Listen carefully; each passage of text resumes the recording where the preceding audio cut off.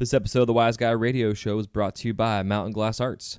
For the month of April 2016, Mountain Glass is offering 25% off AccuGrind joints. Just put in the code AccuGrind, that's ACCUGRIND, at checkout. And for all you soft glass nerds, they're offering their COE 104 sale on mandrels and bead release. You can get it for 20% off. Just put in the code BEAD, that's BEAD, at checkout. For any further questions or comments, contact mountainglass.com. That's mountainglass.com. This episode is also brought to you by C-Cube Co. C-Cube now creates a wide range of specialty and one-of-a-kind artistic glassware, items such as hand-blown wine crafts, insulated coffee mugs, pint glasses, and custom piggy banks that you can have personalized with imprinting, logos, and color accents that are available. Just go to C-Cube Co., that's SEACUBECO.com for more information. That's ccubeco.com. This is the Wise Guy Radio Show, a podcast dedicated to educating and inspiring through conversations with today's top talents in the world of glass. We will be dissecting their journeys in hopes to deliver actionable content that you, the artist, can start implementing now, helping you grow not only as a creative spirit, but also a successful artistic entrepreneur. With a little organization, relationship building, and your artistic ability, you can obtain greatness. Climb aboard, whether an artist, retail owner, or enthusiast. We have a ton of fun in store for you. Welcome to the Wise Guy Radio Show. You're listening to the Wise Guy Radio Show.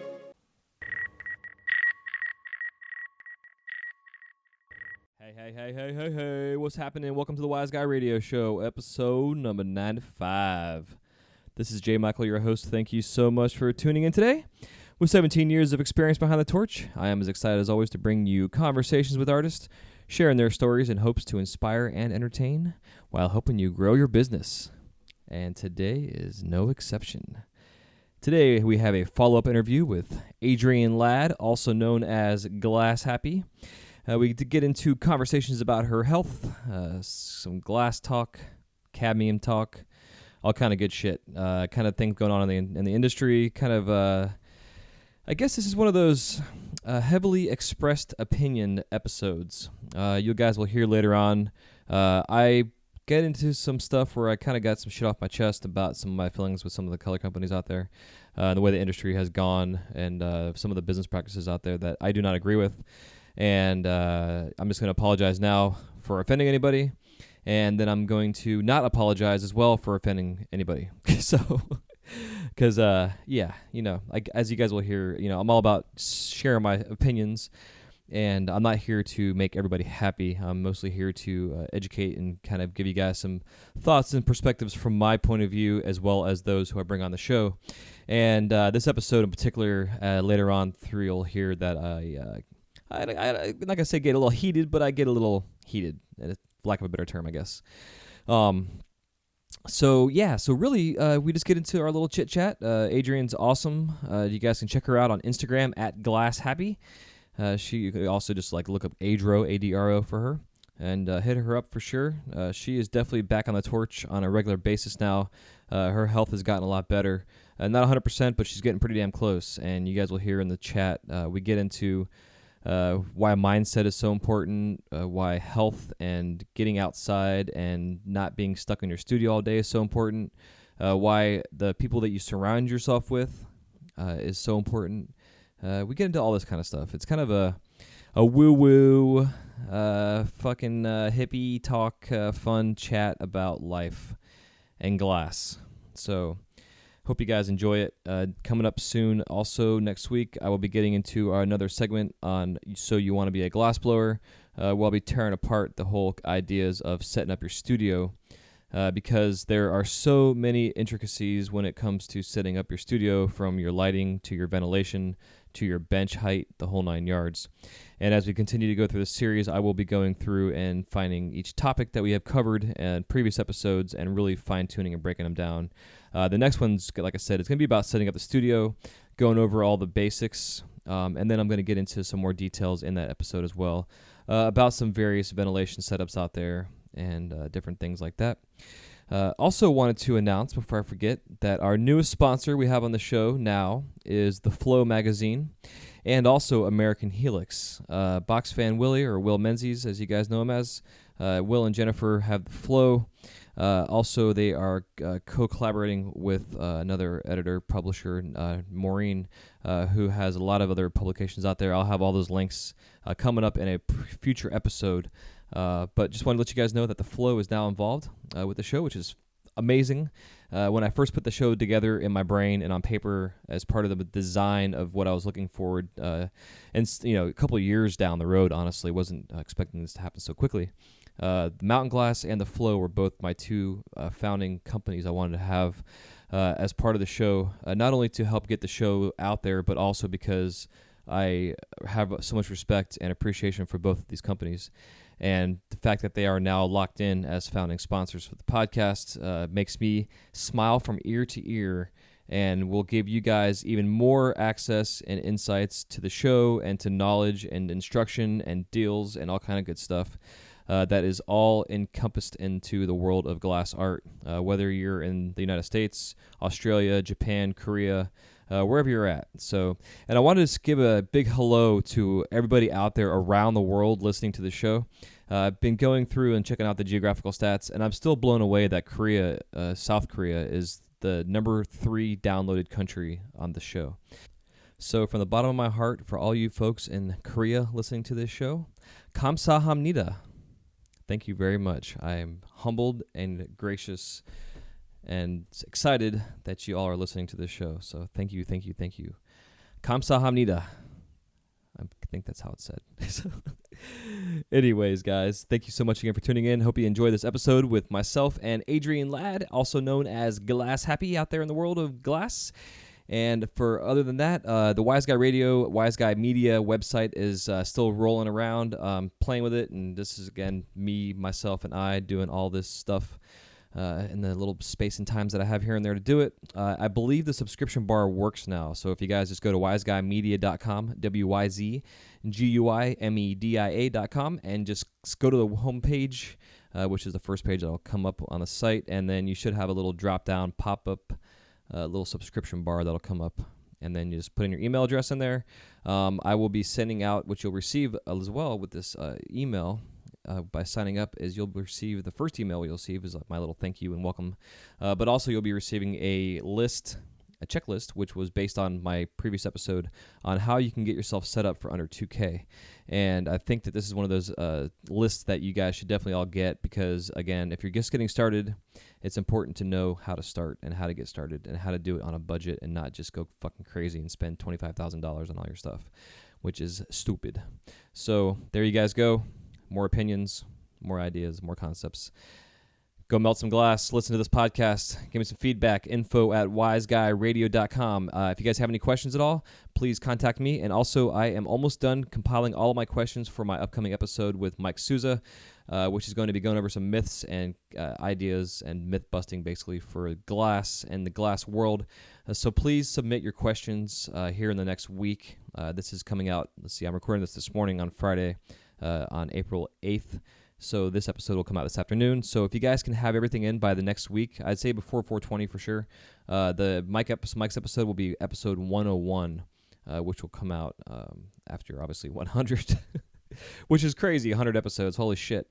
But yeah, so any kind of questions that you think you might have, just like, one of the questions I have is it true that the man that invented borosilicate glass, before he died, when he wrote down his formula for his recipe, that he actually left out a specific ingredient so that the other companies that were going to manufacture this particular glass were missing an ingredient and had to figure it out on their own? That's something I've heard in the past. Don't know if it's true or not, but that's one of my questions I'm asking Mike. Mike is a wealth of knowledge. If you guys haven't listened to his episode yet, I believe it was episode 90 or 91. Just look for Mike Souza in there. One of the other ways I'm going to have the website set up is you'll just be able to go to the search bar and just type in the name of the artist or the guest, and it'll send you right to their podcast page. So it's going to be a busy couple of next weeks, but the YouTube channel is going. Like I said, my buddy Mark is coming in soon to do all of our video work next week, which I'm pumped about. And then we'll get the YouTube channel going. We'll have the website up and running. Everything will be flowing smoothly. Newsletters back up and the whole 9 yards. So there you guys go. Go to mountainglass.com. Go to there, offer all their sales, what have you. You go to mountainglass.com/wiseguy where they have the page on there talking about their starter kits. And don't forget, if you go to checkout and you buy a starter kit, put in the code WISEGUY, WYZGUY, for extra 5% off your order. And definitely go check out the Flow magazine. Go to Chris Bach, or I can check him out at ccubeco.com, another one of our fun sponsors, as well as Green Flash Glass, Tallahassee-based glass company. All of my main sponsors now I'm super excited about. And if you would like to sponsor the show or be somewhere on our advertising through the website and what have you, definitely contact me, info@wiseguyradio.com. I can send you out a package on it. My rates are officially going up now that I have my 2 founding sponsors. So if you guys would like to be on this, I have some really, really good deals for artist packages to come on as an artist and promote yourself, promote your work, and get yourself out there. It also includes coming on the show and all kind of good stuff. So definitely hit me up if you're interested, because this show is growing by leaps and bounds along with the audience, which is now completely international. I mean, it's amazing. I'd like to eventually, what I'm going to do is do a screen capture of the map that I have on my hosting so you guys can really see really around the world where everybody is listening to the show. It's phenomenal. So again, thank you guys, everybody, so much for listening to the show. I love you so much from the bottom of my heart. Thank you, thank you, thank you. I will be in touch, and we will talk to you next time on episode 97. But for now, or next episode 96, I'm jumping ahead of myself. So anyways, 95, Adrienne Ladd. Enjoy. Love ya. Peace.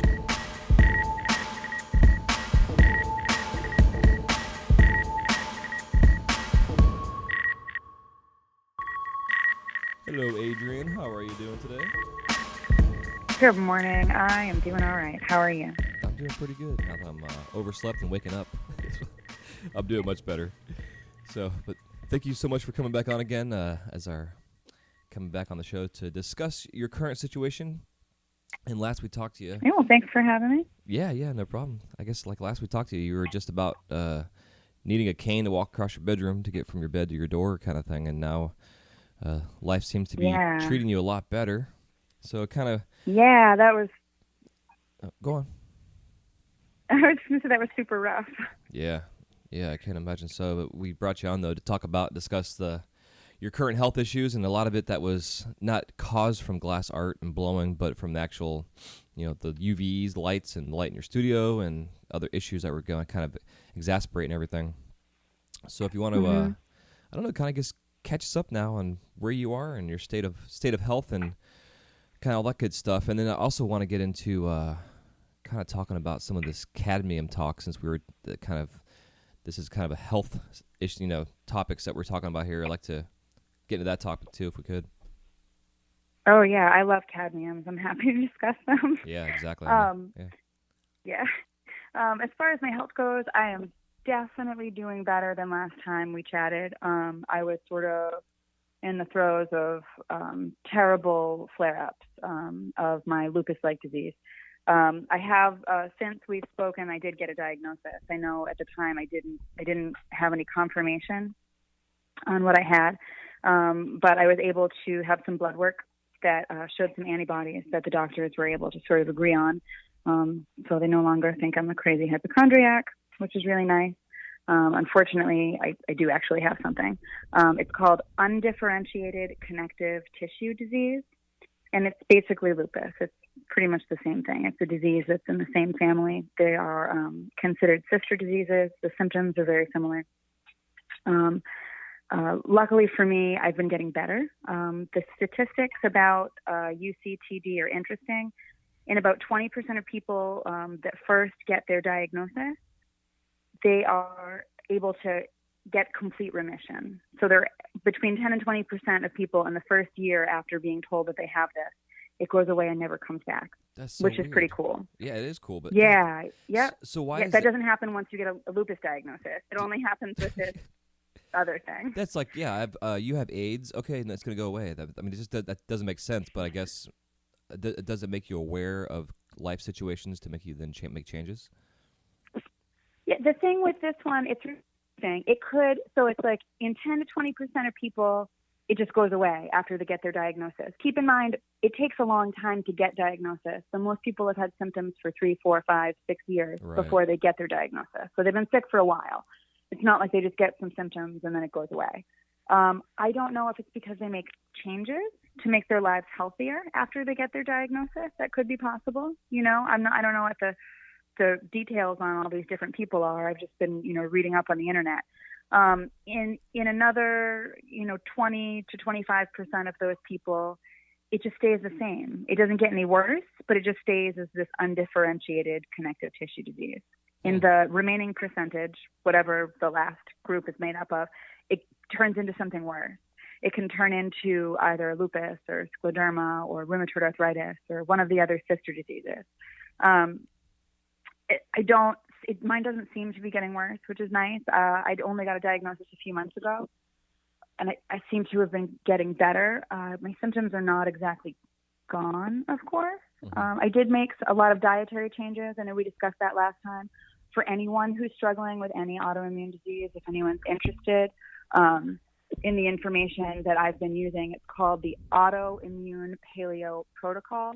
It is extremely limiting. There's not much, if you're used to eating a standard American diet, there's not much you can eat, that you're accustomed to, but it works and it's phenomenal. But it's not just a diet change. It's sort of like a lifestyle change. I thought I was going to have to give up glass because there are a lot of sort of, environmental factors, fumes, standing on your feet all day, the UV exposure, just so much that contributes to this. And I didn't want to give up glass. And so I sort of rearranged my entire life so that I didn't have to. And my living situation was sort of unhealthy and stressful. And so I changed it. I moved. I'm somewhere else now, much less stressful. I'm still, a grown up and life is life.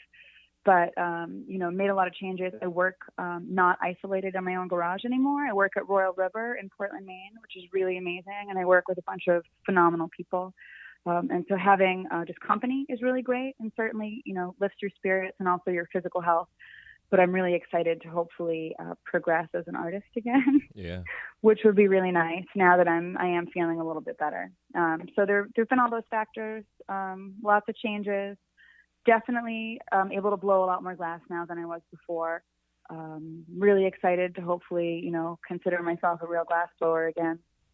Yeah, I'm excited for you. Yeah, thanks. Yeah, my health did seem to get a little worse after we last spoke.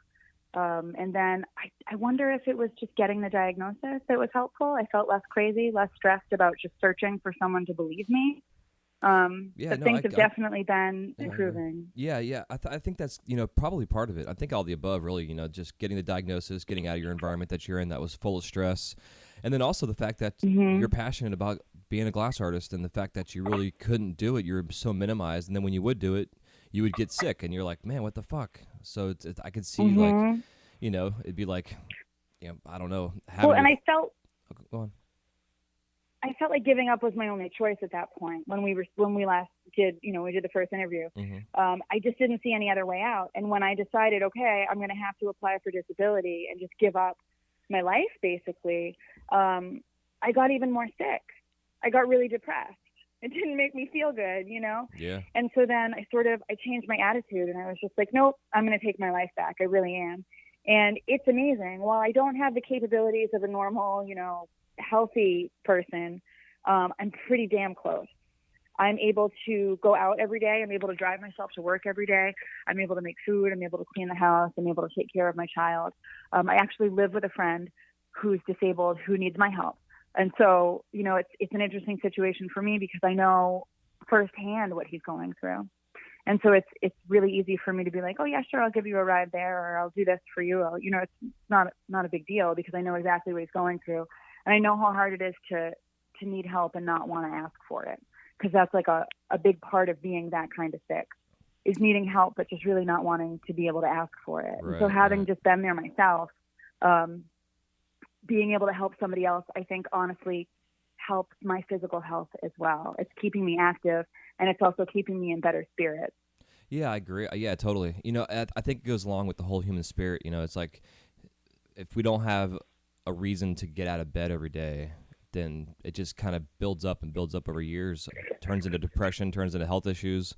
no matter how much money Oh, you yeah, have, it's all connected. Yeah, it totally. And now that you have, a direction, which you always had a direction, but you had a kick in the balls. I mean, metaphorically speaking, Yeah, for sure. And now that you have, your passion's back, your light's back in your eyes, you got direction, you have someone that you're helping out physically and emotionally in a sense too, and you're surrounded by glass artists that you appreciate and respect and that are working with you. And it's, even though like you're saying you drive an hour to get there, but whatever, I drive an hour and a half myself. So fuck it. You got to do what you got to do. Yeah. So it's, Yeah, it's absolutely. huge. It's pretty neat. So who are you sharing space with in the studio? Okay, so I work with Johanna. She goes by Johanna Beth Glass on Instagram for anybody who wants to go check her out. Justin Bar Glass, Phil Tedisco Glass. I'm listing off all their Instagram names. Plum Tuckered, Katie Littlefield, Jared Foley. We've got Bobby O. We've got 8 benches, and they're all full. Nobody that, no huge names or anything. Really awesome people. Super excited to be there. I've known most of them for a number of years. The river has sort of been like my home away from home. Yeah. So I've spent plenty of time there. It's been really phenomenal. Yeah, it's cool, and they've opened up their arms to you to bring you on in. Yeah, it's great. I've been collabing on some functional pieces with some of my shop mates, since I moved in. And I hope to expand again on that on my own. I really need to get into making rigs. I'm like way, way, way behind the times. So I was able to make blow-ins again, which was phenomenal for me. I thought that I was like, my days of making prep were over. I was sort of exploring, trying to get other people to make it for me, either paying them or trading or just trying to work something out. And then the other day I decided, well, I'll just try one. I'll see if maybe I can make some tubing myself. And I made like 6 or 7 pieces of prep in a row, and it didn't even hurt. Yeah, it was amazing. I cried a little bit. Tears of joy. No, I really That's did. Awesome. So, I've been making some spoons, and I'm going to make some push bobs again because I know how.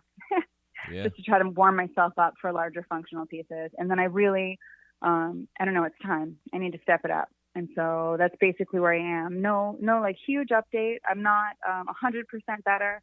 I'm not super duper sick either. I'm moving in the right direction. Definitely taking baby steps, but definitely also about to try to take some steps with my glass because it's sort of been on the back burner for a number of years. Yeah, I understand that. Are you just like searching inspiration in a sense to like continue moving forward with your line that you're doing? Like, I know you're doing your bacon and egg faces, but you're looking for other areas. Yeah, to I need into? something else, of course. Yeah. Of course. And it's like right now, it's like I've mostly been just doing the designs that I've been doing for years. It's easy. It's what I know. It's, I've only have so many hours in the day. I've been super busy, but I definitely need to come up with something new. I need to make my brain work, basically, on something other than which foods are not going to make me sick, because that's really all I've been thinking about for a few years, you know? I can imagine. But at the same time, I don't necessarily have to come up with anything new right now because my skill set is so limited. I could really just expand with the bacon and pork that I've been making as I'm making bacon on the stove right now, as we're speaking, as a matter of fact. Yeah, it's funny. Yeah. Isn't it? Irony. I live it. I don't, I mean it. Yeah. It's not a front. Well, it's not a bad thing, though, because it's your signature. People know you by that, and, I'm sure you'll find creative ways to expound upon that, concept that instead of just having a cab on the side of a piece or doing a pendant, I'm sure. Like our collab we did, having the actual section inserted into a piece and making it look like I don't want to say too much, but I'm collabing with someone this weekend in person. I usually do mail collabs. And I'm really, really excited about it. He's a really phenomenal artist, and he's got some good ideas about doing stuff that's more than just slapping a bacon paste cab onto something. Yeah. Because I know it's easier for me to do that, obviously, through the mail. And I was so sick, I wasn't even leaving my garage. My garage or my house. It was hard for me to actually get with anybody in person to make anything. Obviously, my situation has changed, and definitely looking forward to doing things a little differently. Yeah, I think the whole underlying story is perseverance, and a lot of people that start getting involved in this art form, and being a part of Torch Talk and a couple different groups, and seeing a lot of these new people coming on board, and people love it right away, but then they get frustrated and they're like, oh, fuck this, I'm gonna sell all my shit. Well, good, they can sell it to me. Yeah, and I say the same thing, because it's like those that really want to thrive and survive in this arena that's growing on a daily basis, but it's also, I don't know, it's like being in like the arena with lions. You got to have your guard up, otherwise you're gonna get eaten. But you also got to keep that perseverance and like battle through it, because there's so much involved with what's going on, and like yourself, you're saying you're starting to relearn in a sense this process. Even though you have a skill set that you've been on the torch for years and years and years, but you're in a sense having to kind of relearn this whole process over again. It's kind of an interesting dichotomy for yourself, especially on the back burner where you're still are concerned about your health, and you still are focused in that arena of your areas of what you're dealing with the health, and also talking to people in your same situations, and I guess in a sense encouraging them while they're encouraging you. So it's kind of interesting to see in you in these two different fields that you're super positive in, though, which I think is huge. Well, like I said, I was ready to give up, and I thought that was the end for me. And then I got like even more sick, and I realized that the way that you think about things, really, the food that we put in our bodies and the thoughts that we allow in our brains have way more to do with how we feel than we ever let on. It's really, really powerful. It's easy to forget and to get lost. And I've had a lot of really amazing people in my life that have been there to remind me, like, oh, you don't have to be there. You can change what's going on just by changing the way that your brain's thinking about it. And it seems really simple, and it seems really sort of, moonbeam, rainbow, hippy dippy, whatever you want to call it. Mm-hmm. But it's real, and it works. And I'm really, really glad that I just decided to not crawl into a hole and die. Yeah, mindset, and it's kind of fun right now, because like I'm involved in this new fitness group called Zen Dude Fitness, and these guys, Brandon Epstein and Dan Whitmer, have a podcast called the Zen Dude Fitness Show, and Brandon actually started his show about 3 years ago, and it was called Entrepreneur Fitness, I believe is what it was called, and his whole show was dedicated, and perspective-wise, was that when you have a healthy mind and a healthy body, everything else in your life works, and you can't have everything else being healthy without having a really focused, healthy mindset. And we aren't always happy every fucking day. We're going to have our ups and downs, but you got to be able to get past those moments of being down on yourself or being sad. We have to experience those moments. We have to have depression. We have to have hurt and pain. But it's to be able to get past that and not be stuck in that dark hole. Because I know myself, I went through a dark period for about 5 years where I haven't really told many people this, but I'm going to tell everybody now, is I attempted suicide. I mean, literally. And thank God I'm still here.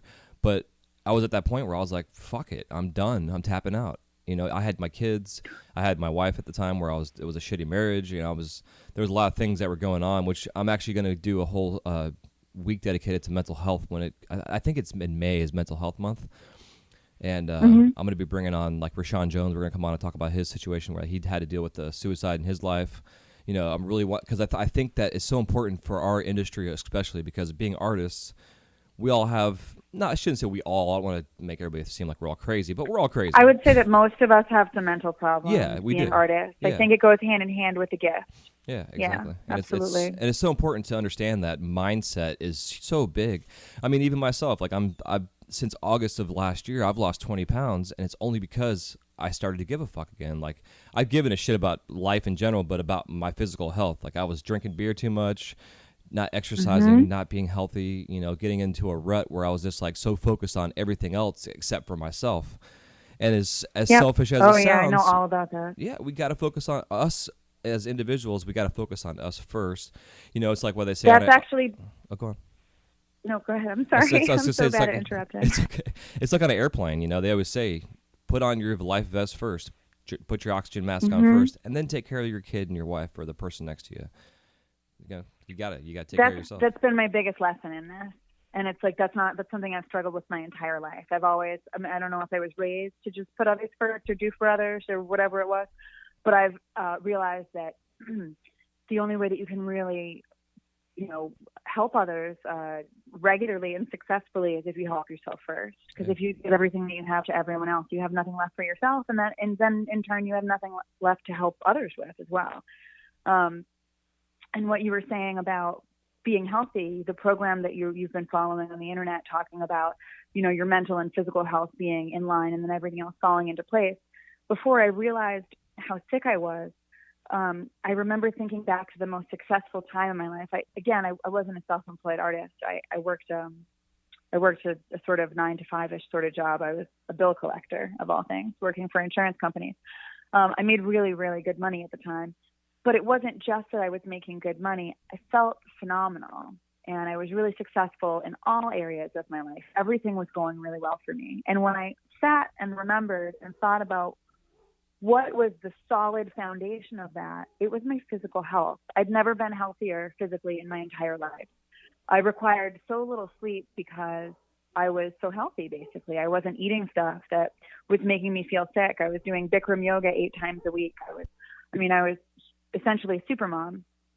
And I realized that was how I needed to get back there. If I wanted to be financially successful again, if I wanted to be emotionally healthy and successful again, I needed to get myself physically healthy. And I started to try to eat better and exercise. And I cut out wheat, I cut out sugar, and I was starting to exercise. And I was basically just getting worse. It wasn't helping me because I didn't know that I had, pushed my body so out of balance that I got to that point. And as we had discussed last time we interviewed, a lot of that downward health spiral had to do with blowing glass. When you blow glass, you get really excited about it. You become addicted to it. You become addicted to progressing, to getting better. And a lot of your personal life and your physical health can sort of be pushed to the side. Like, oh, I don't need to make that healthy meal. I'll just grab something quick, or I'll work super late in the shop, and who needs sleep? I'll drink coffee. And a lot of that behavior on repeat is sort of what pushed me into my health crisis. Yeah. I can't blame it on glass blowing. It was my own personal choices. I could have been doing anything else that I got obsessed with and let go of my health. It just happened to be glass, and I think it's common. Yeah. Yeah. Yeah. And so something that I wasn't able to do when I was super sick, because I wasn't even able to exercise because my blood pressure and my heart rate were so messed up. My joints would hurt so bad. Like I wasn't able to. And I've started exercising recently, which is like awesome. I'm also following a little program for myself, and I'm really excited about it. But it's like, we don't get handbooks when we start. Maybe somebody does somewhere, Right. but most of us don't go to school for this. And I feel like part of the training to be a glass blower should be like drinking water and eating vegetables and walking. Yeah, I agree. Yeah, if we're not doing those things, you just can't continue. Yeah, and that's part of what I preach with the show. It's like we have the opportunity as a glass artist, whether you're making money or not, to design your life that you want to live, and you need to design and include fitness and health and getting outside. It's so important. It's so, like you're saying, it's so easy just to be stuck in the shop for 15 hours a day, standing on concrete, not drinking any water, being in a shitty environment. And the next thing you know, 5 years have gone by and you're 40 pounds overweight and, your skin looks like shit. And, it's like, it's so easy just to focus on, and I don't even know if it's focusing on the money side of it. I think it's more just becoming obsessed with the medium because it's so easy to do, and the money's nice. Don't get me wrong, Jesus. Oh, no. Most people at the beginning of their glass career don't have a lot to do with money. Yeah. I meant being obsessed with just progressing, with the glass itself, just with getting better, Yeah. And not that people are obsessed with money, but it's hard to make money as a glass blower initially, and then at all for some people. It's easy for some and not for others, but for most of us, it's difficult. And so in order just to make ends meet, usually you have to burn your candle at both ends and really overextend yourself, especially in the beginning. And so it's just easy to get sick. And, you said about the skin, I thought my particular disease brings a lot of problems with skin with it. But I just being dehydrated and being in the shop, I didn't have heat. It was really dry and cold. And I thought that my face started to fall. I'm only like 30-ish at the time when that was starting. And I was looking at like wrinkled, fallen face. I don't even know if I'm describing that correctly, but there were like pockets of my skin that were just falling off of my face. And I was like really concerned that it was never going to come back. And I'm happy to report that my skin is almost normal. It took like a year and a half of eating well, getting a blast shield, using a face shield. I won't work without a blast shield now. I cannot recommend that product to everyone anymore than I already do. Blast shield, blast shield, blast shield. Yeah, I agree. Whether you're young or old or healthy or unhealthy, woman or man, your face needs protection. Yeah, it's so important. Actually, yesterday over at Disney, we have I'm actually going to take some pictures when I go back in on Monday of our setup, but we have a shield that we use, and I don't use it because I've always felt that it was in my way. I've always felt cumbersome by it, and for small I just got detail over things, I do not use. I don't need to use it necessarily because I'm doing small. Like for instance, I was making oil off for the past 2 days, and using that big hot white glass. It's I need something to protect me from it, and making his details. I don't necessarily making his little hair or hands or whatever, but I was making full pieces of the character yesterday with the shield in front of me. Mm-hmm. And it was amazing how much heat I was feeling on my hands, and I would go like just kind of look around the shield, and the amount of heat I would feel on my face, and then go back in front of my shield, and it was gone. It was like, what the fuck? So sometimes I have to peek around mine to look at something, and I'm just like, wow, I'm glad that thing is there. Yeah, totally. I have one of those detachable ones, so it's like I can pull it off if I need to for detail work. Mm-hmm. And I used to pull it off for all of my detail work, and honestly, you just get used to it. Yeah, you have I to. pretty much just have it on there for absolutely everything. And I have the one that has the infrared and the ultraviolet protection on it. Nice. And that honestly makes your work a tiny bit blurry. It makes it sort of like double vision just a little bit. Mm-hmm. And I've just gotten used to it. Yeah, that's what I was can see noticing, right too. through it. Yeah, I know exactly what you mean. Yeah. Yeah, it's so important. Like I'm like the setup we have is a real simple framed in kind of piece of glass type of deal. But like I said, I'll take some pictures for everybody when I go back in on Monday so we can see it, because I think it's something that people don't want to necessarily buy it or get into because it's expensive, or the torch they have isn't designed to set it up to have a blast shield on it. Like my Carlisle, I'm sure there's an adapter of some sort I can get for it for a shield, but they make them for Carlisle. They make them for everything. They make Blast Shield makes the part that adjusts on it, and it's like, honestly, I'm still on my Red Max. I know we can laugh at me and giggle a little bit. Red Max. There's Red Max armies out there. People love those things. Yeah. So I'm still on my Red Max. But I really like my Blast Shield. It's got the Elmarver and the detachable sort of, pull it out when I want to. And so when I get a GTT, which I'm planning on, they'll just send me. I can just order the new mount basically. Okay. There's a different mount for each torch. The one for the Carlisle it just wraps around it, and I think that there's like some sort of like heat insulator that you put in between there too, because I know the Carlisle gets real hot. But I know people with Carlisles that have blast shields. They make them to adapt everything. Nice. Yeah, I haven't actually researched it myself. I guess that's kind of lazy on my end. So, but I guess in a sense, sense, if you already have one, if you're using one, then it's not. You don't need one. Yeah, that makes sense. Yeah. But that's at Disney. For myself personally in my studio, I don't have one, and so I got it. Oh, then you do need to get one. Yeah, absolutely. Yeah, because I definitely noticed, because I have sensitive skin, dealing with eczema and some different issues I have that I'm sure could be partially from the glass art, but also growing up on the beach and as a kid in the sun all the damn time. So I'm just being pounded here in Florida, for sure. But it's so important. And these are the kind of little things. It's like we're saying, it's so easy just to get stuck in a rut and just do your thing. And then 5 years go by, and before you know it, it's like, well, shit, I should have had that 5 years ago. So, I can't even imagine. I mean, honestly, one side of my face, just because of how I work and where I look and what direction I do things, before I got any of my protection, one side of my face looks like, I would say, 5 years older than the other, just from the damage from the heat and the UV. I've got all these age spots and wrinkles, and, it is what it is. I'm only 33, Yeah. And it's like, thinking about it, I could have prevented that. It's not from driving. It's not from being in the car. I don't really spend much time in the car or anywhere. It's from blowing glass. I know exactly what it's from. And it's whatever. I don't need to be so vain about it, but I totally could have prevented it. It wasn't necessary damage. Yeah, I don't think it's being vain. I think it's just being aware, We want to look our best and be our best for as long as we can possibly live. Like, I was watching this video the other day of a race amongst seniors, and they all had like their age on the back of their shirt.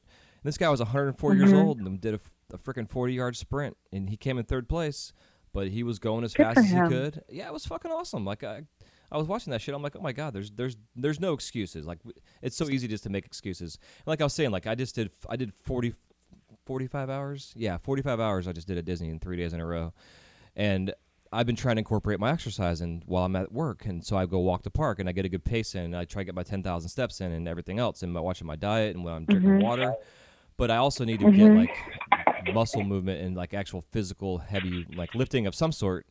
Like some HIIT exercises. Some sort of resistance training. Yeah, like the high-intensity training type stuff, which is what I've been really getting into with this group. So I thought about it. I'm like, well, shit, we have on the underground of Disney, we have our downstairs basement storage room, and there's plenty of space where I can go down there now and go do my workout. So I was going to do it at lunch yesterday, but I was like, I'm going to eat my lunch and just relax and get some sun on my face because it was so nice out. And then when the sun goes down and I'm on my last break, I'm going to go down there and get my workout in. And it was the last little bit of energy that I had for the day.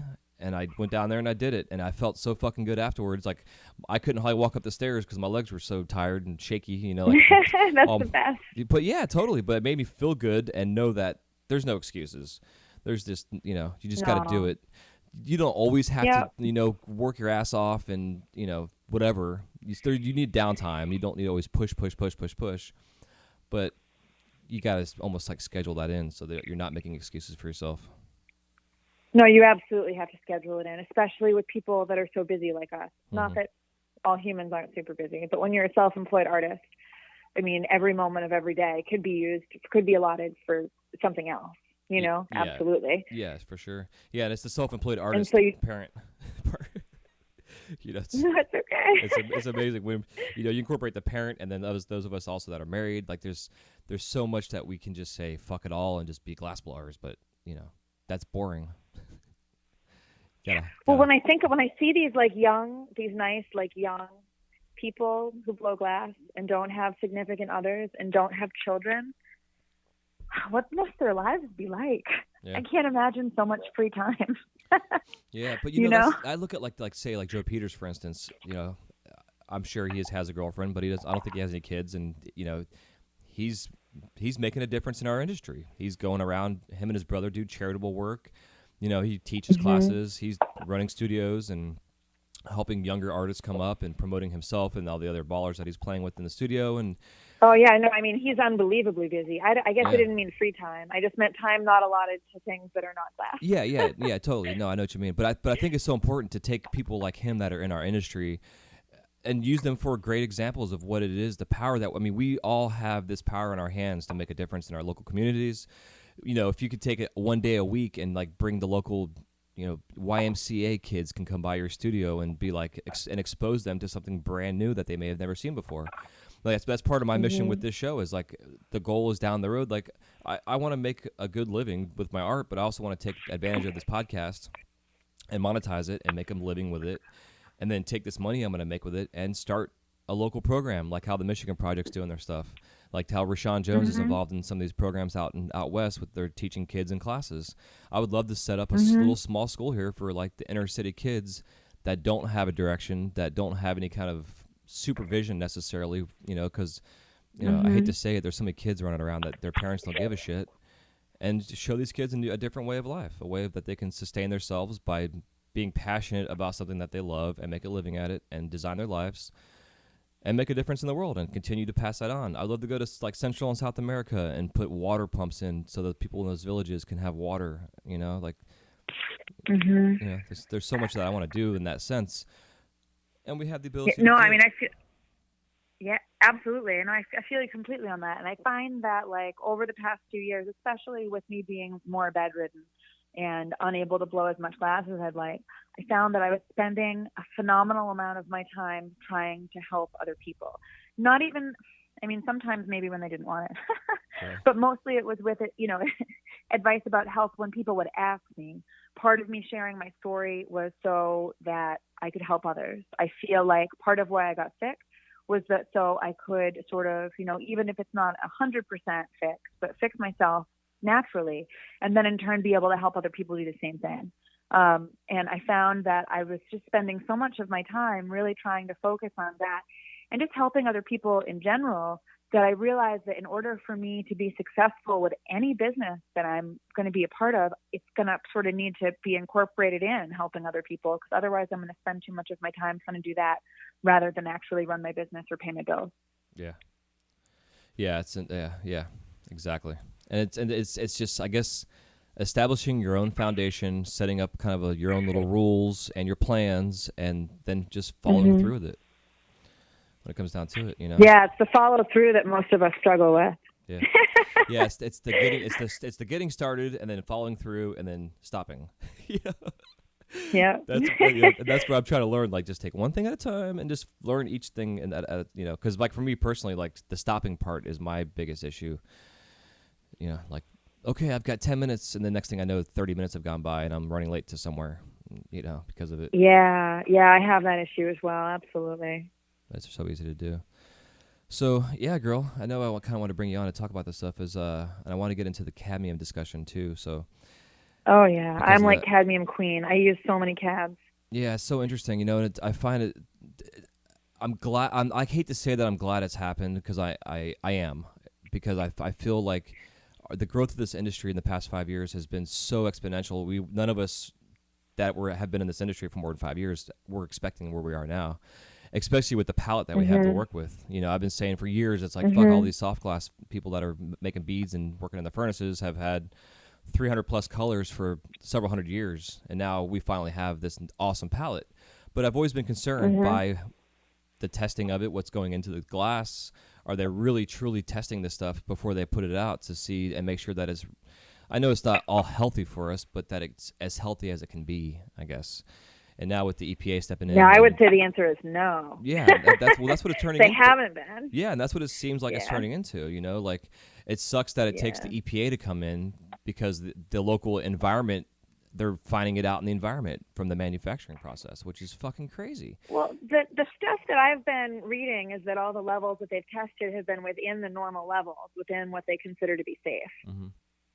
I know that they're now, you know, all the areas that they tested in Portland, as far as I could tell, and I haven't been following it as closely as I should, I'm sure, but as far as I know, everything was within their normal levels, but they're still now expanding to sort of audit the safety regulations of and off-gassing or what have you of all of the manufacturers in the country, regardless of them finding all of the levels being within reason. So I'm a little confused about that. Have you been following it more closely than I have? Sort of, not probably about it just as much. And you know, I'm finding like I guess it started over in Europe. They were talking about it. I guess, you know, they're because you know Europe's always seems to be ahead of us with. Hey, I hate to cut you off real quick. I need to. My battery's about to die on my recorder. Let me pause this real quick. I'm not gonna hang up on you, but I just need to stop this and then just save this recording. Yeah, I don't care. Put new batteries. Yeah, go in. for it. All right, give me 1 second. Yeah, that's fine. So back to the cadmium talk. So oh yeah, cadmium. Yeah, so I haven't really done a lot of research myself. I actually posted another link. I saw a story on Facebook. I'm actually gonna bring it up real quick. That they got into the discussion because I saw like over in Europe they were talking about it like in paint and different things like that, like the red, yellows, and orange paints. It's in it, and I guess it has to be used to create that pigment, which is kind of crazy. So I don't know if it started there and then it kind of bled into us now, to the States starting to do it. You know, there's especially like you get into like yeah, here I got this article. I'm gonna read this little segment. So this comes from Oregon Live, the Oregonian, I guess. That's how you say it. But yeah, it says top official with the U.S. Environmental Protection Agency said in a February 25th memo that regulators have identified 14 factories that may make art glass using heavy metals, just as Portland's Bullseye Glass and Ouroboros Glass did before coming under the state's scrutiny in February. The Oregonian Live found at least 3 factories on the EPA's list, all in the Rust Belt states, are using similar manufacturing methods to Bullseye and Ouroboros, and the 3 companies like Bullseye and Ouroboros are all exempt from a key federal rule designed to limit hazardous air pollution emitted by glass factories. 2 of the glass makers, Kokomo Opalescent Glass in Indiana and Paul Wismatch Glass Company in West Virginia, use cadmium, a metal linked to lung cancer, regulators said. Neither operation has technology to filter smoke that rises from their furnaces, officials have confirmed. A third company, I don't even know how to pronounce this one, but they're in Pennsylvania, makes colored glass named after the toxic metal cadmium, but state officials could not confirm if it is used in their stuff. So, yeah, they're saying that they're basically the federal search for these factories began after the Oregon officials revealed on February 3rd that an air monitor in southeast Portland detected high levels of cadmium and arsenic near Bullseye, prompting a swift local reaction. Bullseye and Euroboros voluntarily stopped using heavy metals to make glass, and the director of Oregon's environmental agency resigned, citing health reasons amid public criticism, and that the agency responded slowly to the pollution threat. So I'm going to have the link to this article in my thing. Mm-hmm. Yeah, I'm trying to go down this article. I mean, I spent money I didn't have buying cadmium that I might need when this happened, just in case. You know, I mostly make pendants, so hopefully, of course, I'll be expanding soon, but it's not even like I use that much color. I don't make very large items. But just to be safe, I mean, I don't know what I would do without cadmiums. Obviously, I use them for the yolks of my bacon faces. But other than that, even with the rest of my work, I like nice, opaque, bright colors. That's my color palette. If you take away red, orange, and yellow, my color palette no longer works. Yep. So I can't say that I haven't been nervous. I'm trying to stay positive. I feel like there are a lot of glass workers. I feel like a lot of us really like and need cadmium. I feel like there's a lot of money to be made in the production of cadmium. So I feel optimistic-ish about them being produced again. Mm-hmm. But we really don't know until it happens. Well, you know, I can say as far as go ahead. No, go on. I was just going to say as far as it goes, like as far as glass blowers, not the manufacturers, but glass blowers using cadmiums in our shop, my ventilation hasn't always been the best, but it hasn't certainly been the worst either. And I use a lot of cadmiums, and I have had my blood tested regularly for heavy metals, and cadmium has never once shown up. Yeah, and that was the same way. So it must not be like off-gassing a ton into the air when we're melting it, because right. I'm fine. Well, that's what I'm wondering, because that's what I was about to, what was my thought, because I had heard, I was talking to this lady here. She's like, if to kind of be woo-woo here in a sense, real quick. I met a woman years ago when I first started doing glass, who was probably like the closest thing to an angel on earth like I have ever met. Like just her spirit and her energy was just phenomenal, and we got into this long conversation about humans and the daily pollution of this earth that we all contribute to in a sense. And she was saying, if you think about how many lawnmowers are being used on a daily basis, that the off gas from the lawnmower, it's adding to the pollution on the earth. Even at a local level, whether it's our water systems or just the trees picking it up. But thinking about, like I was wondering, like you're saying, like I wonder as this glass is being used, if it really truly is off-gassing. And if we have great ventilation, fantastic, it's getting out of our shop, but that off-gas is then getting put into the environment. Going out into your neighborhood. Right, or it's building up into our ventilation system. Because like I know a lot of the things here, like they say, like fluoride, for instance, that they try to put in our water systems, comes from them scraping all the shit out of the chimneys of the coal companies, and then they break it down and they get the fluoride out of it. So like I wonder, like that's not even dental quality fluoride. Yeah, or exactly. Human, none of it is. It's just that's such a scandal. The whole like we're fluoridating your water. Yeah, it's that's bullshit. a way for them to get rid of chemical waste, and they somehow put it into our drinking supply and tell us that it's good for us. Yeah, exactly. Super messed up. Yeah, it's crazy, right? So that's what I'm wondering though. Like I wonder if our ventilation systems are getting a buildup of some sort, from the off gases, because our glass puts off carbon, which builds up. I mean, you can look at your face of your torch, or you can look at like your area and the soot. Yeah. If your flame is if your propane's running. So, but that being said, if we have like 30,000 or 40,000 or however many artists just in this country we have alone, or a studio that's got 15 people like your studio, you've got 8 benches. And to say everybody's using cadmium, like is that shit going into the environment, which is then getting into your water system and on your property or your neighbor's property or whatever, And then you get into like Detroit, who's dealing with all the shit in their water systems right now because the government was cheap and put in shit water lines.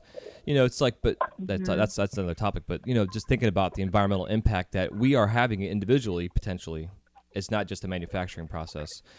Yeah, I think about that a lot. I do think about that a lot, about all the off-gassing and then the glass trash and just like everything. Yeah. Yeah, and I think I don't know. It hasn't made me want to stop being a glass pour. There's that. Yeah, no, totally. I think what we got to do is we got to find a solution, because like I had heard some friends in Kansas that have a plant there that recycles glass, borosilicate glass, and talking. Who the hell was I talking to? Maybe it was Joe Scar, but he had mentioned that they're locally there, the farmers are using the borosilicate glass and like a frit form basically, to mix in with their soils and stuff, because I guess it helps with drainage and that they're part of their farming, or something of that nature. I don't really remember what it was exactly, but there's got to be a somewhere in industry that can help us in our industry work together to help minimize the amount of impact we're having on the earth, especially the recycling process. Because people ask me all the damn time, especially like when I'm at Disney, and people will see I don't have a lot of glass scraps. I'm pretty good about not having a lot of garbage, but they still ask me about it. Like, can you recycle that? Can you melt it down? And I'm usually like, well, you can, but it's expensive to buy these furnaces to melt the shit down, and then you got to do single colors, and you got to separate it, and it's time consuming. And there's got to be some kind of streamlined way that can help us in our industry, help another company that can make money on us by recycling our shit and reusing it or repurposing it or something of some nature. It would be hard to get the glass trash to be organized into different colors with the way that we work. You know what I mean? It's just like you said, it's not really cost effective or time efficient, or I don't know. We're wasteful and we pollute. I'm so sorry. That's true. I know. And it's funny because most of us are very conscious about fairly that shit. Environmentally conscious. I know. And the other aspects of our life. Yeah. So at least there's that. It's so ironic. Because it's like I'm sort of one of those people, if I throw something away and I'm not putting it into a recycling bin, I literally will think for a while about the landfill that it's going to end up in. I do the same and where shit. it is and how big it is. Yeah. I mean, I literally do. Yeah. And I wonder where I was. I think I was at the doctor's. I was asking them if they recycled something. This was like last year. And they were just like, no. And I was like, oh, okay, I'll bring it home. It must have been like a returnable type of bottle, something you get 5 cents for. And they just looked at me like I was crazy. And I said, I can't really throw something away without thinking extensively about the landfill where it ends up. And the woman looked at me like I was crazy. And she said, honey, that's not healthy. But it's like, is it healthy to just ignore it? Right. You know what I mean? It's true. What is healthy? I know, right? I guess we all have our own definitions. Yeah, it's interesting. Like I'm really curious to see where this is going to go, because it isn't just cadmium. I mean, every glass color we use is made from fucking chemicals. It's not just like, oh, we put sand together and add food coloring to it. This shit is real. No, I know. It's all chemicals. Yeah, it's so important, which is another reason. I can't imagine they're going to shut down the colored glass industry, though. That doesn't even make any sense.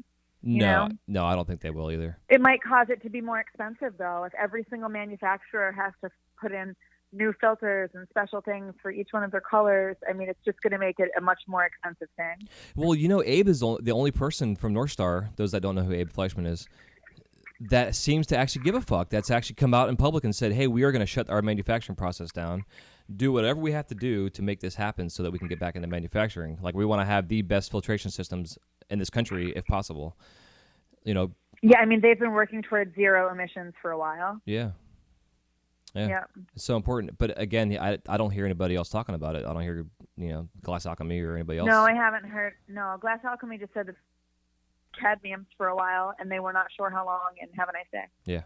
Yeah, which is kind of shit. I don't want to talk shit about GlassHappy. They've been frustrating me for the past year just with their business practices alone. Now we're dealing with this other side of the whole coin, I guess. My issue with GlassHappy for the past several years has been the quality of cadmium. Honestly. So it's like the fact that they've decided to stop making them is kind of like whatever, because I had to stop buying their cadmiums because they were so inconsistent. But I think it's just a sign of the industry growing so rapidly, and so they're having to batch much larger batches of color, trying to figure out the formulas based on the weather and producing so much more at a time. And so, we've got so many people buying color now. Yeah. And so I think that was the only issue, but they were so busy that they just didn't have time to address it. I'm just a one person, but I tried to have it addressed with them, like, hey, what's up with the saturation level of your cadmiums? Because I can't find any that like you used to make. And I just basically got the runaround, you know? Yeah, I know. Like I used to hate Abe was just like, hey, I got cadmiums. They're more saturated. Try them out. And I did. And the North Star Cads have been great. Yeah, I agree. Yeah, because I remember back in the day of getting like batches, like 2 different orders of like, say, like red crayon, and the tone and the tint to the red was totally different from batch to batch. Like completely different. You know, the consistencies were shit. Yeah. But, you know, I think the difference, though, between Glass Alchemy and North Star is Glass Alchemy is more or less a computer and a machine, where North Star is still, the human is still in there pulling the color down. They're still making the colors. They're still mixing No, it. You know? North Star just switched to machine pulled, too. Did they? Okay, I didn't know that. Yeah, I don't know if it's been for every single color or what, but they have transitioned over to machine pulls, which is why their odds are less available now, because they're just making less of them. Yeah. They did switch over to machine pulls, which will be better for people that do like backstacks and stuff. Yeah, I agree. You know, to have the consistency. I don't know. Abe just seems to be really on top of it. He's great with customer service. He's involved. He's heavily involved in answering questions all over Facebook. Yeah. That's nice. It's nice to have someone right there that's like, hey, I can help you. Oh, yeah, we want to work on that. You need something? Cool. We want you to have it. Yeah.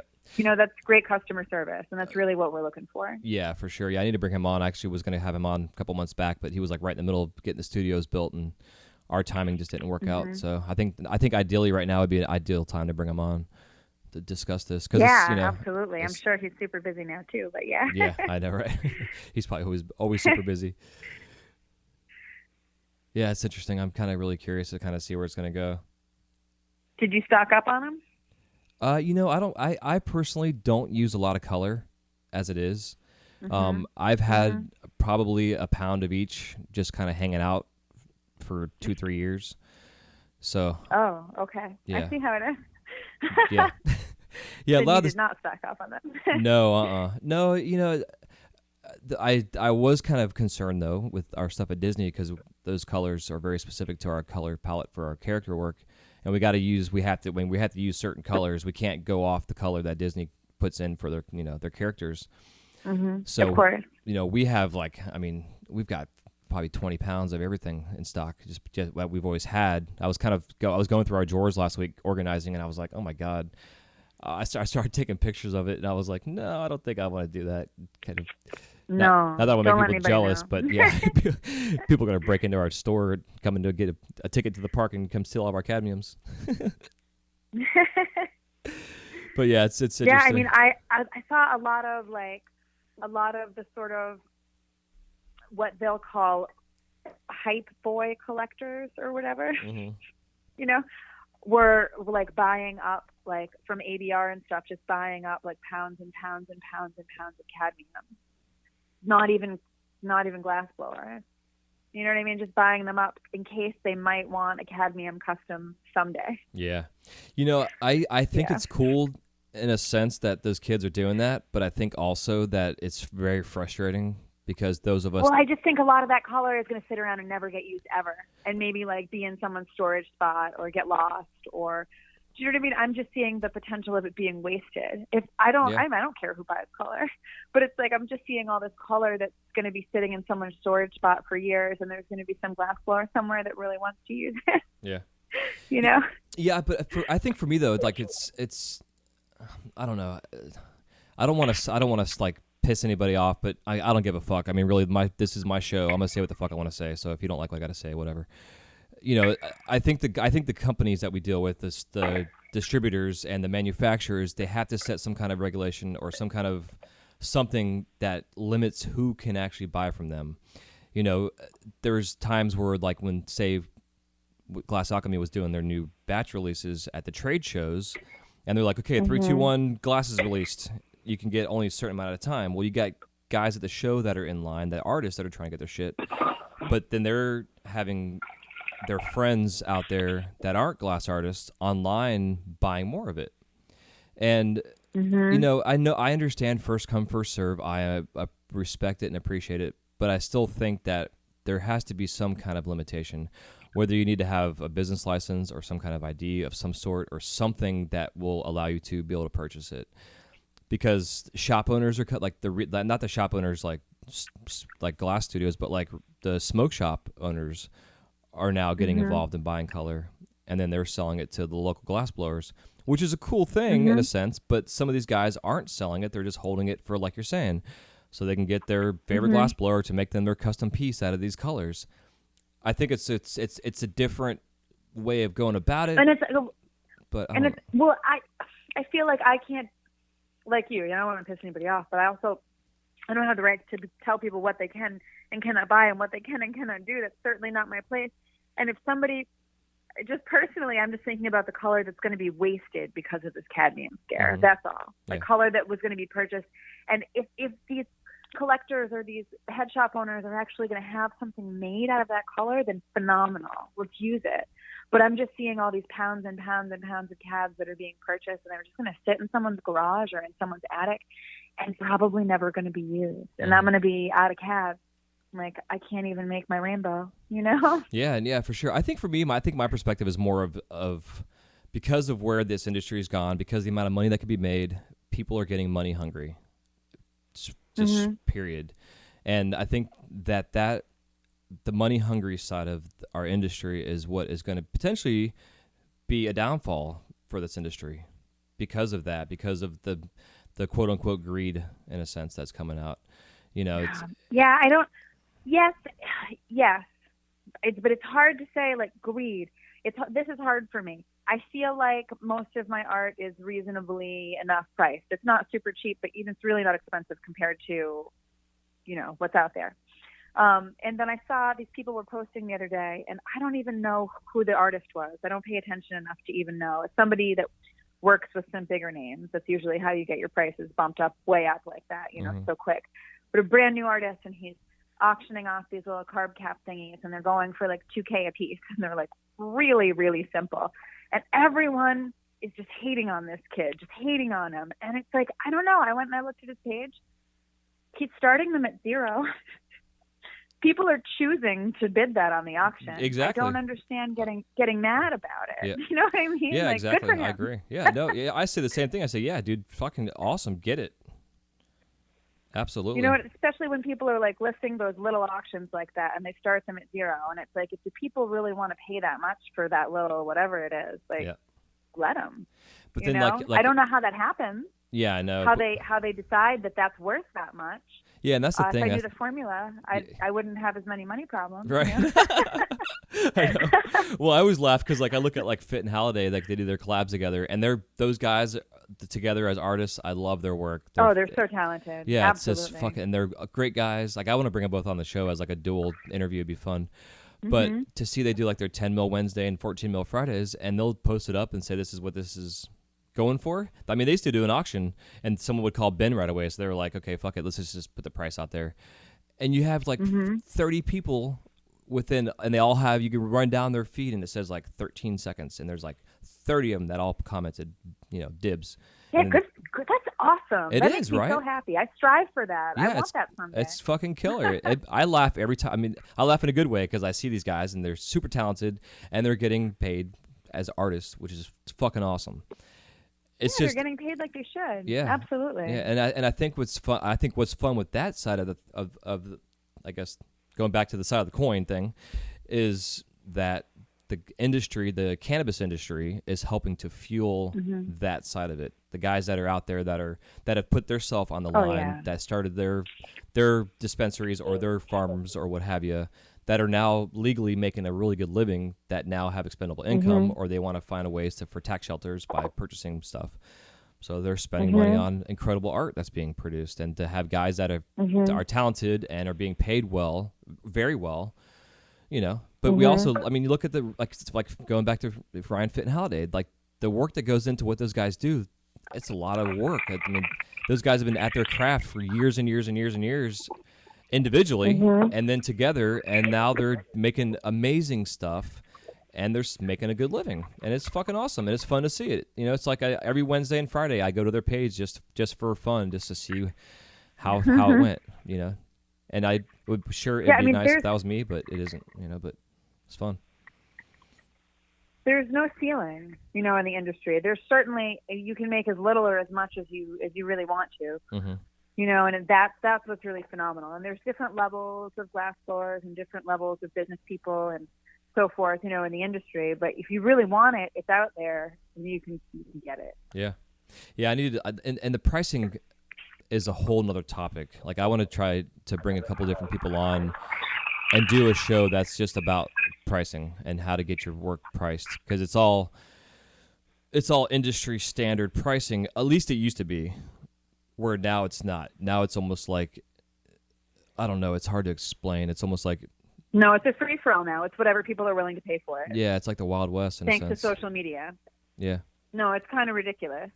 And it's like, it was hard enough before to price your work, because it's not like there's just a standard everything that everyone makes. You add your own stuff to it, little nuances, little, extra things.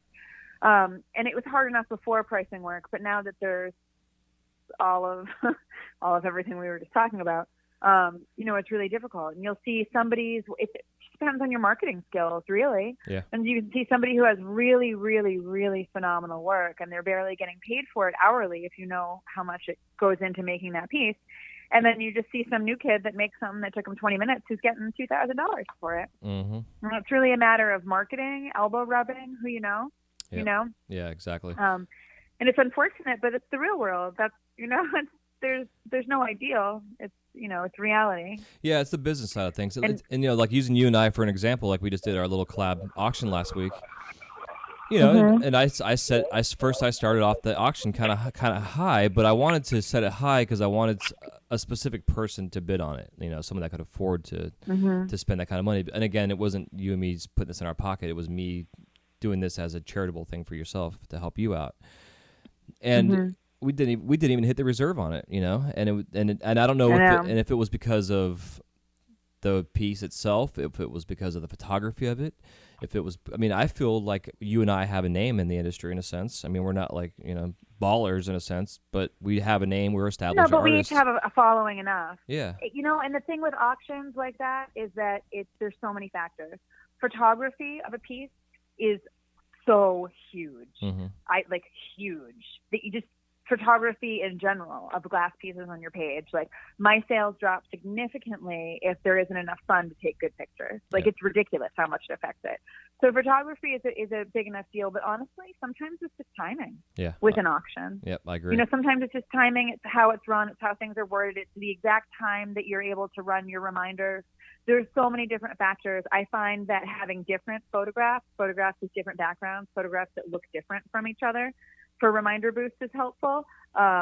Making sure that the sun was out for the type of glass that I make is huge. If I take a picture when it's cloudy, I can just expect something not to sell.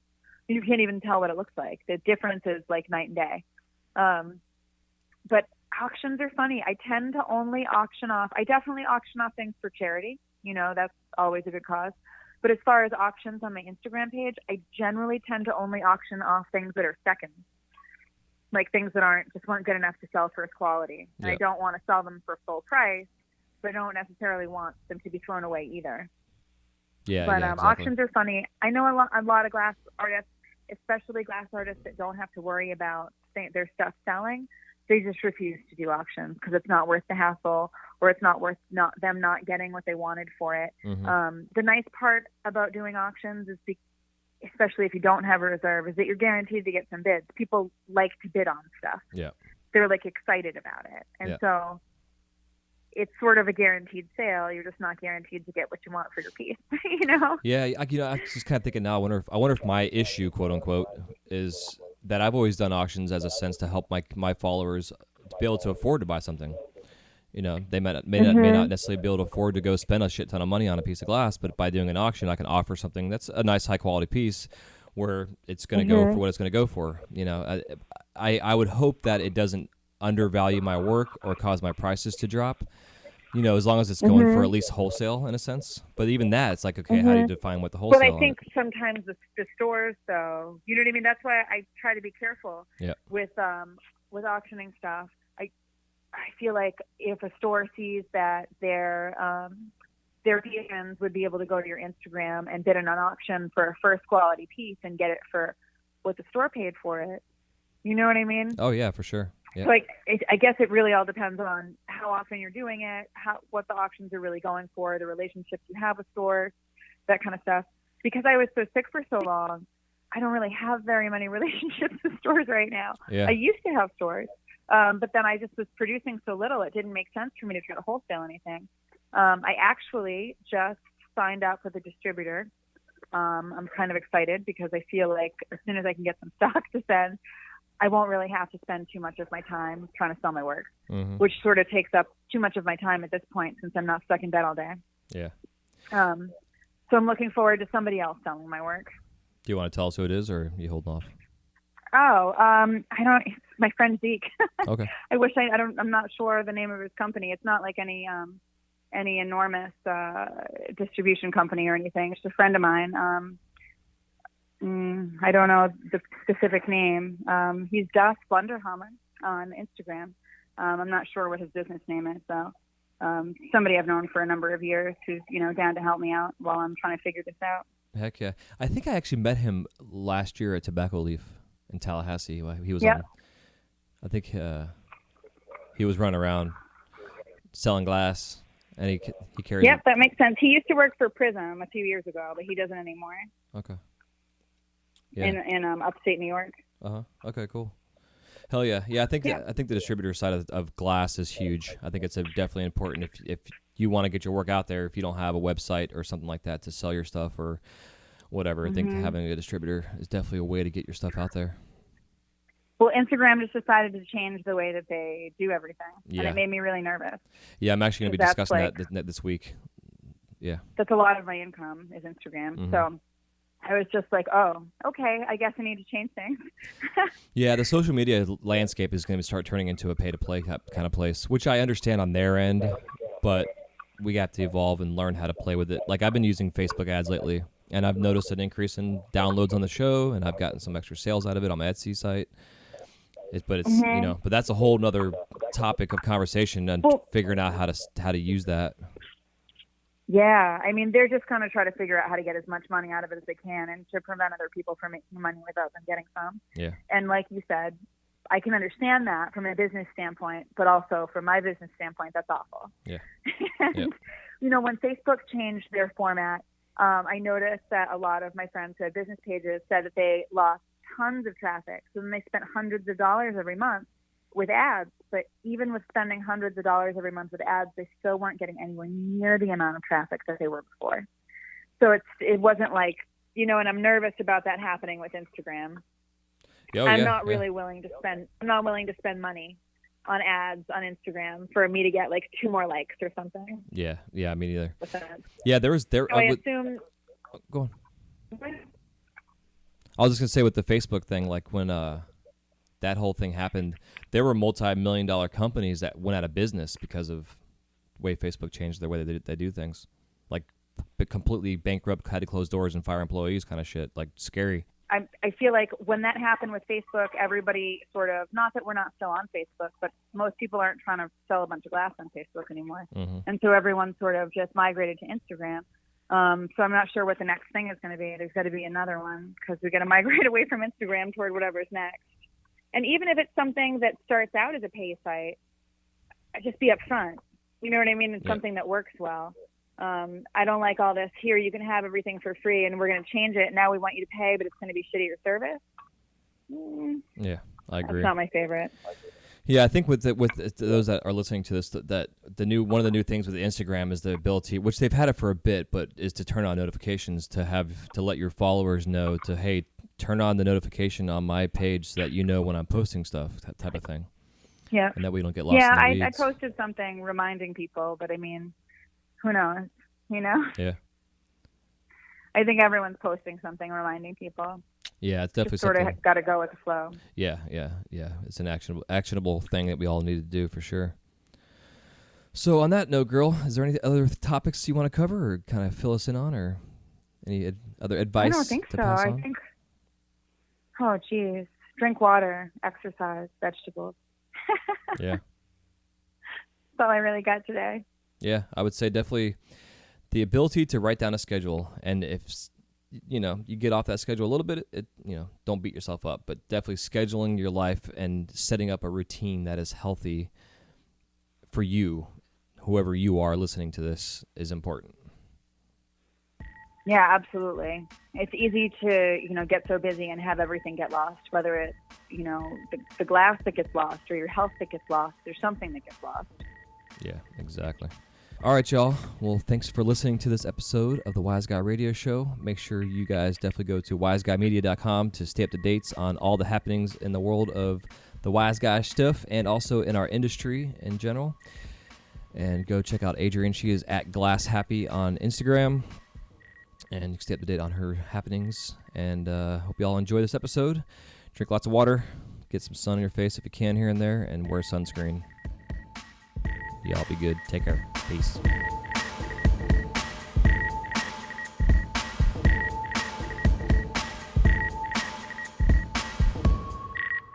Thank you guys so much for listening to this episode of the Wise Guy Radio Show. If you have any questions, comments, or remarks, please leave them in the show notes page area where it says comments. We'll see you soon. Have a wise night.